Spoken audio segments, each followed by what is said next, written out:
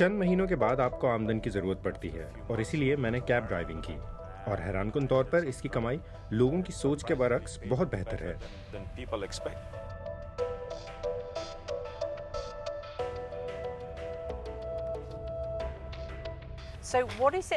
Mister पाइंदा, आपको इस embassy के बाहर खड़े होकर कैसा लग रहा है? ये मुश्किल है।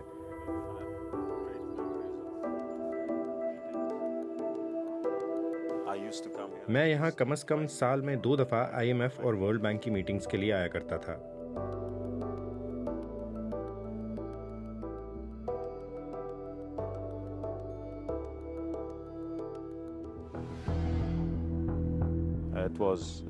जब मैं वहाँ से निकला तो ये नाकाबिले यकीन था।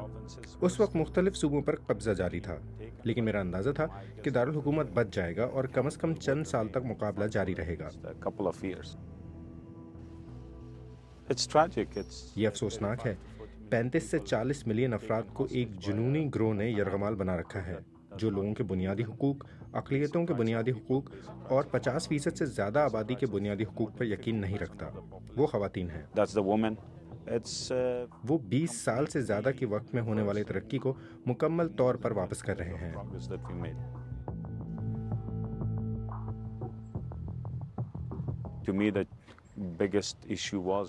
मेरे नज़दीक सबसे बड़ा मसला न सिर्फ अहम ओहदों पर नाअहल लोगों की मौजूदगी थी, बल्कि 20 साल की करप्शन भी, जिसने जमहूरियत को नुकसान पहुंचाया।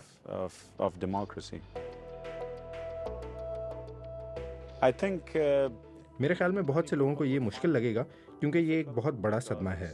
मैं मानता हूँ कि मैं एक सख्त मुश्किल वक्त से गुजरा हूँ, लेकिन आखिर में आपको ये देखना होगा कि आप हालात का सामना कैसे करते हैं। और मुझे लगता है कि मेरा काम मेरी मुकम्मल शख्सियत का आकाश नहीं है, ना ही वजारत का काम और ना ही ये मौजूदा काम। मुझे लगता है ये पहला मौका था जब मुझे इस तरह के हालात का सामना करना पड़ा, और उम्मीद है कि उसने मुझे एक बेहतर इंसान बना दिया है। इन हालात ने मुझे ज़्यादा आजिज़ बना दिया है। लेकिन ज़िंदगी चलती रहती है। आप या तो माजी में रह सकते हैं, उस पर अफसोस का इजहार कर सकते हैं, या आगे बढ़ सकते हैं और दोबारा ज़िंदगी तामीर करने की कोशिश कर सकते हैं। and try to rebuild.